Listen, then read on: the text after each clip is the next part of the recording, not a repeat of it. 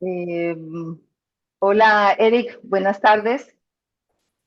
Hola, hola Eh, Judy. Buenos días, buenas tardes y buenas noches a todos los que nos bueno, estén escuchando. a todos quienes nos escuchan, sí.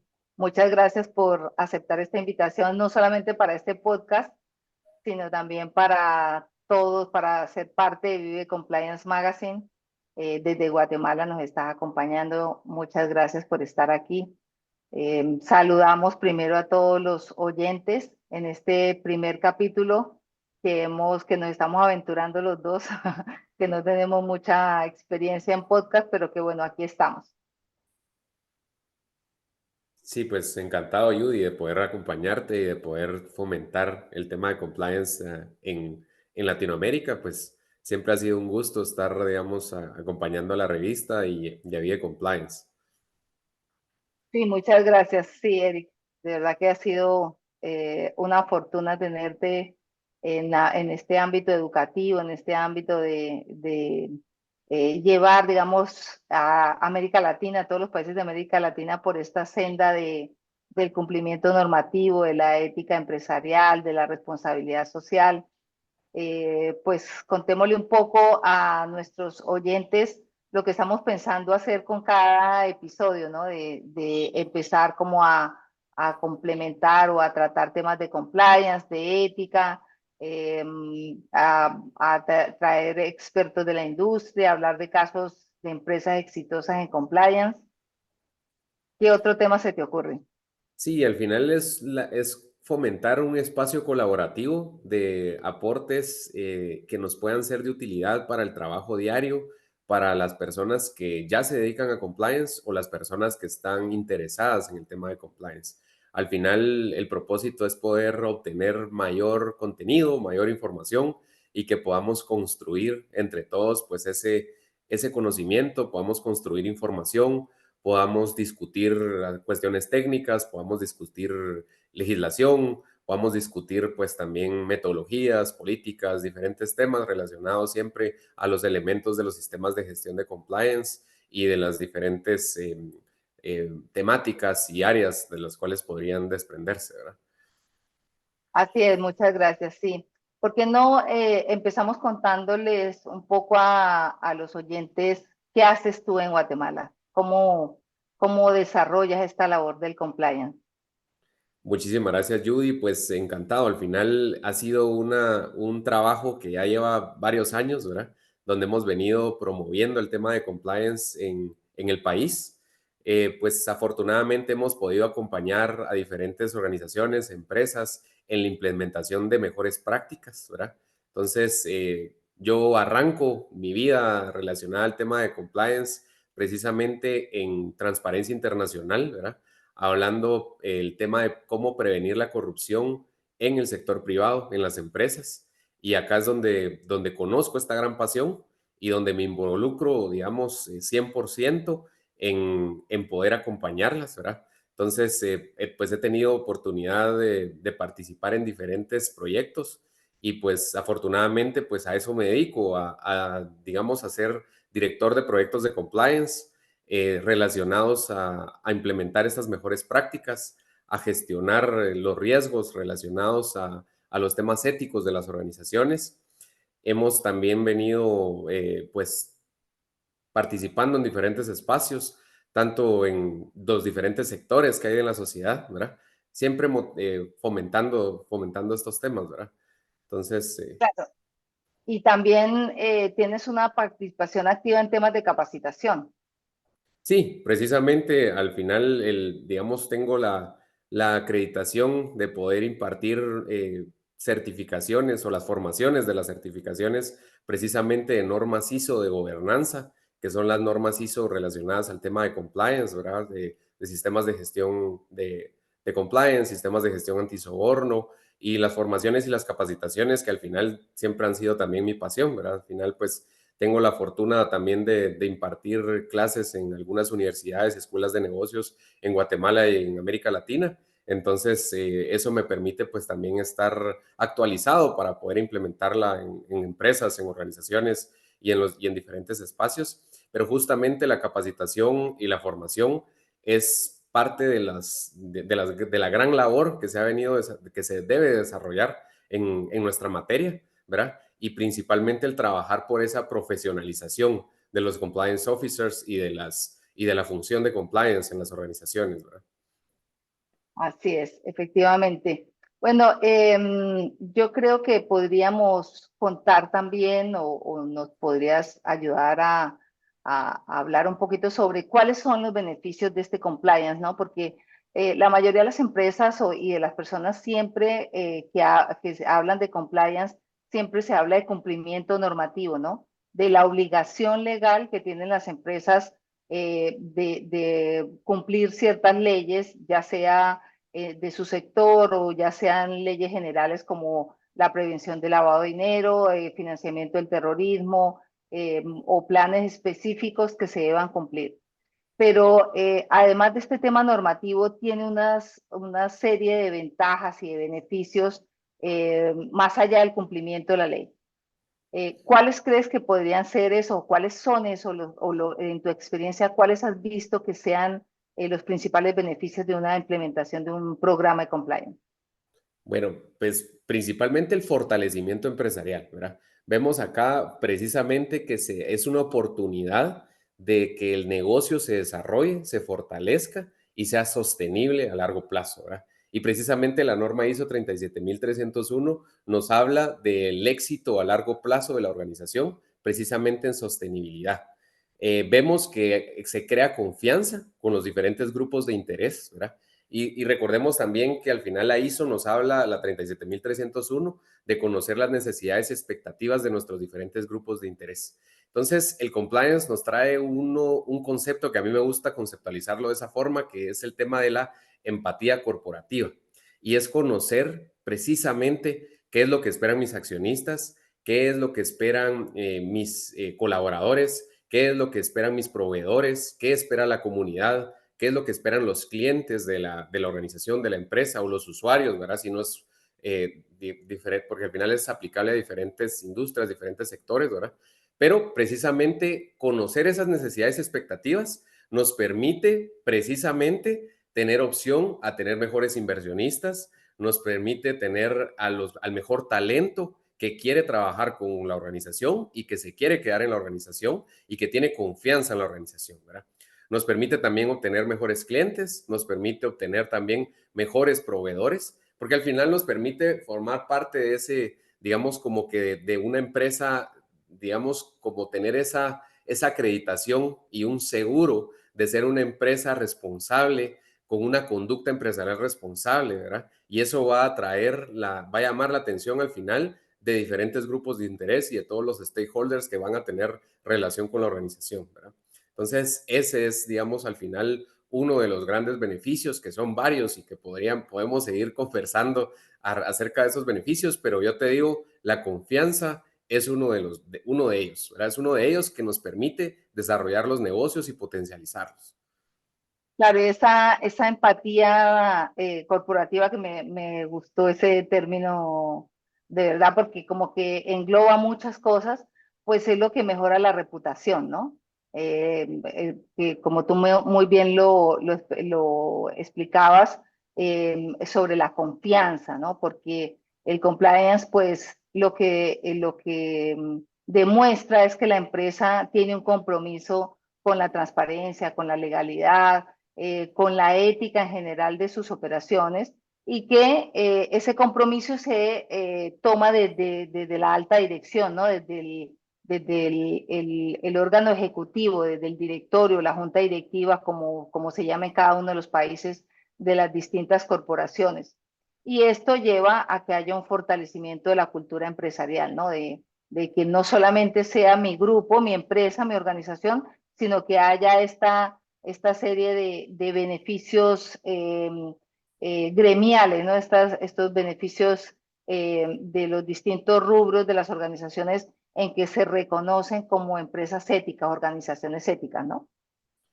Sí, y que nos permite tener ese impacto positivo digamos, en el entorno y en el mundo. Entonces nos permite que nuestra organización sea un grano de arena fundamental para mejorar el entorno, mejorar el país y mejorar el mundo, ¿verdad? Entonces al final el compliance va a tener ese impacto positivo precisamente en el mundo. Y lo repito para que digamos que lo tengamos presente, que al final esa es la labor y ese es el objetivo de hacer compliance. Ya, entonces, digamos que tres puntos importantes de esto que hemos hablado es la ética empresarial, ¿no? La integridad corporativa y podríamos agregar ahí la responsabilidad social, ¿no? La responsabilidad social empresarial, eh, abordando ese compromiso voluntario de la empresa de contribuir al desarrollo sostenible, como tú lo hablabas, y en general del bienestar, ¿no? El bienestar de la sociedad desde el granito de arena que tú manifiestas, que efectivamente las organizaciones todas están prestas a dar para constituir o para construir un mundo mejor. ¿Cómo, recordemos un poco, así brevemente, cómo empezó esto del compliance? ¿Cuál fue el origen? ¿A quién le debemos este favor? Bueno, al final vemos de que, bueno, hoy por hoy compliance es un tema precisamente de una función que acompaña a las organizaciones, ¿verdad? Y que nos permite, pues, tener, pero ¿cómo venimos, cómo recaemos en esto, ¿verdad? ¿Cómo Ujú. aterrizamos en esto que estamos conversando ya hoy? Y nos tenemos que remontar a los años 70, Estados Unidos, ¿verdad? Precisamente digamos, a como que esa moral caída por parte de la sociedad en relación al caso Watergate, vamos a encontrar en los años 70 en Estados Unidos, pues que la integridad organizacional o la transparencia, la integridad estaba como cuestionada por parte de la sociedad. Y la sociedad pues pensaba, ¿cómo es posible que exista, digamos, estos abusos por parte de las autoridades en relación a cómo se hacen las cosas, ¿verdad? Y entonces es ahí que en el año 1977 Estados Unidos emite la Ley de Prácticas Corruptas en el Extranjero, la famosa FCPA, ¿verdad? Entonces, esta norma, pues, es uno de los antecedentes fundamentales que nos permite hablar del tema de la responsabilidad penal de la persona jurídica, ¿verdad? Y precisamente es considerar que la empresa es responsable por falta de cuidado o por negligencia que podría ocurrir a lo interno de sus actividades porque un empleado cometa digamos, un reproche hacia la sociedad, ¿verdad? Entonces vemos de que aquí existe como que un efecto multiplicador en las legislaciones del mundo en relación al avance de la responsabilidad penal de la persona jurídica y entonces diferentes países empiezan a regular sobre la materia. Te podría decir también otros temas importantes o fundamentales en el desarrollo histórico del compliance. Vamos a encontrar entonces, pues también, por ejemplo, que se habló, que se ha venido, digamos, como que desarrollando estándares internacionales. Y vemos precisamente, tenemos que hablar sí o sí de las normas ISO. Y entonces para eso nos vamos a ubicar precisamente en los años 90 que la entidad de normalización australiana emite una norma, un estándar nacional australiano sobre programas de compliance, ¿verdad? Y entonces este estándar australiano llama la atención del mundo, llama la atención de las organizaciones, de las empresas, de otros países, no solo de Australia, ¿verdad? Y entonces esto permite que empiece a utilizarse este estándar en empresas de otros países, ¿verdad? Y a la par, pues empiezan a tenerse que cumplir con ciertos requisitos de legislaciones de otros países por el comercio internacional también, ¿verdad?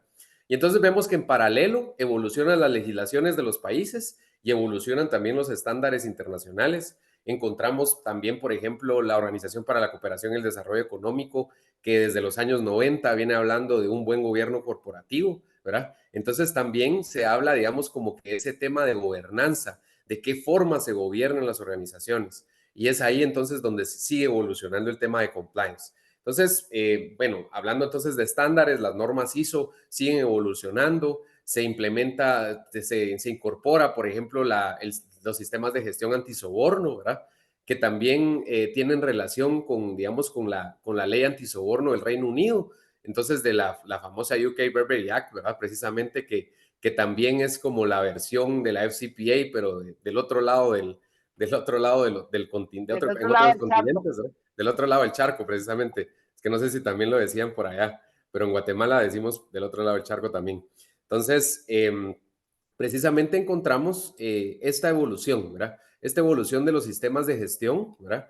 Encontramos entonces que inicialmente nos encontramos con una ISO de tipo B para sistemas de gestión de compliance, ¿verdad? Y luego, pues evoluciona también y se fortalece ese comité de gobernanza en las normas ISO que se encarga precisamente de implementar, digamos, de discutir, estudiar y emitir al final, pues estos estándares internacionales que hoy por hoy, en el año 2021, vemos esa evolución del sistema de gestión de compliance ya tipo A, certificable, ¿verdad? Y que ya es con una estructura de alto nivel relacionado a la forma del arte de hacer compliance. Nos encontramos entonces con este estándar ISO 37301, que hoy por hoy pues es el estándar principal en relación de cómo hacemos compliance, porque hablamos precisamente de que se han venido evolucionando, digamos, las legislaciones en el mundo y podemos encontrar, digamos, pues diferentes formas de prevenir, digamos, riesgos de corrupción, por ejemplo, que son muchas, digamos, de las leyes más relacionadas por esa materia. También encontramos, pues, regionalmente, por ejemplo, podemos hablar de la Convención Interamericana contra la Corrupción y la Convención de las Naciones Unidas contra la Corrupción, que esa ya es de los años 2000, ¿verdad? Por ejemplo. Entonces, creo que me fui un poco en desorden, pero la idea No, pero estuvo efectivamente bien. sí haces un buen recuento de todas las normas que han venido dándose y que pues cada vez se fortalecen. Sin embargo, me quiero quedar un poquito en la ley de prácticas corruptas en el extranjero, porque tal como muy bien lo señalas, pues es como el origen de compliance, de cuando las empresas norteamericanas estaban como muy desmedidas pagando sobornos en otras partes del mundo, en otros países, para ganarse los contratos. Sin embargo, ellos se dan cuenta que ese no es el camino y empiezan a poner en cintura a sus empresas para que dejen de pagar sobornos. Pero hoy en día la ley de prácticas corruptas en el extranjero se ha vuelto el gran límite o por lo menos lo que vemos ahora es que es como la única ley que realmente pone en cintura a las grandes empresas, a las grandes multinacionales, para evitar o por lo menos para sancionar los sobornos que se dan en el mundo. Y para no hablar de muchos ejemplos, nos podemos referir al caso de Odebrecht, que finalmente fueron los Estados Unidos, fue el Departamento de Justicia y la SEC, el Departamento del Tesoro de Estados Unidos, los que descubrieron que efectivamente estos casos de soborno se habían dado en 11 países de la región. Es decir, que si no hubiera sido por ellos, ninguno de nuestros países hubieran conocido, hubieran podido descubrir este mare magnum de corrupción que se dio. Sí, precisamente, y al final, digamos, mucho de los, digamos, de abogados penalistas que se habla, por ejemplo, del tema de la territorialidad de la ley, y precisamente esta norma FCPA de los años 70, imaginémonos, o sea, desde hace muchísimo tiempo, nos vamos a encontrar con que esta ley es una ley extraterritorial que persigue actos corruptos fuera del territorio de los Estados Unidos, ¿verdad? Entonces, esto es sumamente interesante, es sumamente, justo como tú decías, que nos viene a abrir los ojos a Latinoamérica, precisamente porque es el gobierno de Estados Unidos quien pone el ojo, digamos, en actos de corrupción relacionados a estas. Entonces, en el ejemplo puntual del que estamos hablando de Odebrecht, ¿verdad? Entonces, nos encontramos de que es una empresa que fue país por país, ofreciendo digamos, ofreciendo y participando en actos de corrupción, en sobornos para la adjudicación de la construcción de carreteras y que precisamente va a tener repercusión internacional, ¿verdad? Y entonces que entonces precisamente analizamos entonces ahí el tema de la territorialidad de la ley, ¿verdad? Y que nos permite Claro, entonces que al final los negocios pues no son territoriales, ¿verdad? Vemos hoy por hoy, pues nos encontramos con un mundo globalizado, con un grupo, con un mundo tecnológico, en el que nos podemos hacer, o sea, sin ir muy lejos, pues hoy tú estás en Panamá, yo estoy en Guatemala y acá estamos digamos, abordando y hablando de estos temas y también pues el trabajo lo desarrollamos también así con empresas en la región, ¿verdad? Entonces vemos de esta forma es interesante y cómo entonces se fomenta eso digamos, de contar con programas de compliance eficaces, ¿verdad? Claro, y fíjate que esta ley, que es lo que impresiona, de lo que tú hablabas de la extraterritorialidad de la aplicación de la ley o el alcance de esta famosa ley de prácticas corruptas en el extranjero, es que cada vez más nos alcanza a todos, ¿no? Cualquiera que haga actos o cometa actos de corrupción en moneda, en dólares, o que utilice el sistema financiero de los Estados Unidos, o que sea en suelo norteamericano, o que pase un correo por una red de Estados Unidos. Es decir, que el alcance cada vez es global, ¿no? Ya no es solamente como antes, que eran las empresas que cotizaban en la Bolsa de Valores de los Estados Unidos. Y ello, o sea, a mí particularmente me impresiona el alcance, y que lo único que ha podido frenar de cierta forma los actos de corrupción en los distintos países de Latinoamérica, que la corrupción es el peor mal, o el mal madre, digamos, de todos los países. Esto nos da para miles de temas que van saliendo, que se van bifurcando de este tema principal. Pero acá, pues claramente, como tú lo decías, el mensaje es sobre los beneficios del sistema de gestión de compliance, sobre la integridad empresarial, sobre la responsabilidad social empresarial, y cómo existen herramientas como las normas, los estándares internacionales ISO, para que las empresas de distintos tamaños, no solamente las empresas grandes, las multinacionales, sino empresas de distintos tamaños, puedan implementar estos programas, estos sistemas de gestión de compliance a la medida de cada una de las organizaciones, y que puedan obtener todos los beneficios que tú señalabas implementando estos programas, ¿no? Vamos, si quieres, en un próximo programa ampliamos este tema de la corrupción, que da para millones de temas más. Por ahora, pues, no sé si un mensaje final para nuestros oyentes en este primer podcast, de pronto contarles un poco, eh, que lo vamos a tener cada 15 días, que nos pueden sugerir, como un comentario final, Eric.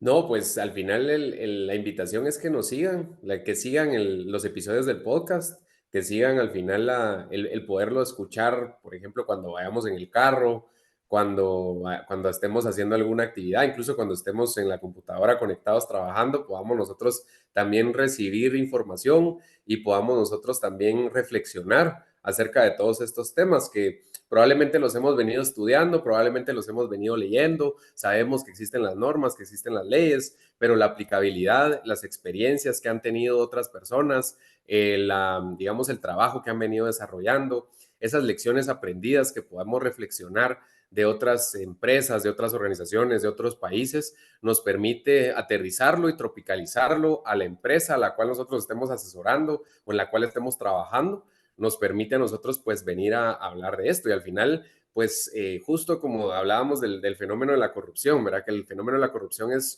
muchas veces se cree que es un tema abstracto, y en realidad no es un tema abstracto, sino que es un tema que ya se ha estudiado, es un tema que se estudia, que se analiza, que existen índices, por ejemplo, el índice de percepción de la corrupción de Transparencia Internacional.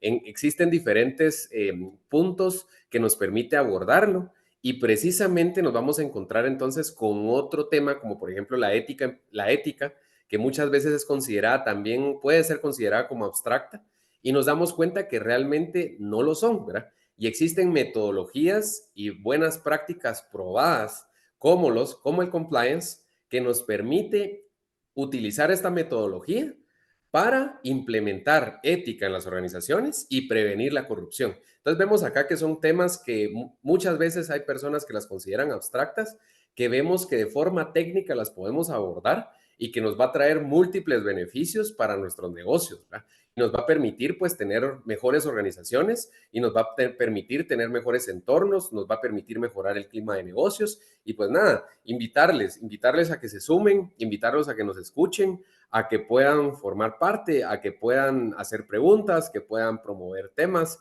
que puedan participar también, ¿verdad? Entonces, al final, este es un espacio latinoamericano para hablar de compliance, para que al final podamos nosotros siempre seguir viviendo el compliance, ¿verdad?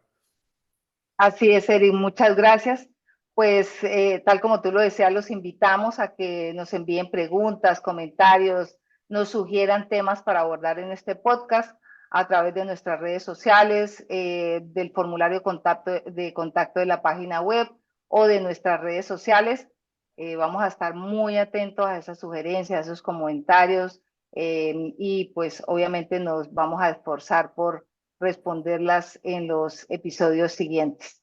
Pues bueno, espero o esperamos contar con la participación de todos. Eric, muchas gracias. Eh, Seguramente vas a poder liderar otros podcasts, otros episodios más adelante y que tengas tus propios invitados. Muchas, muchas, muchas gracias. Genial. Un saludo para todos y todas.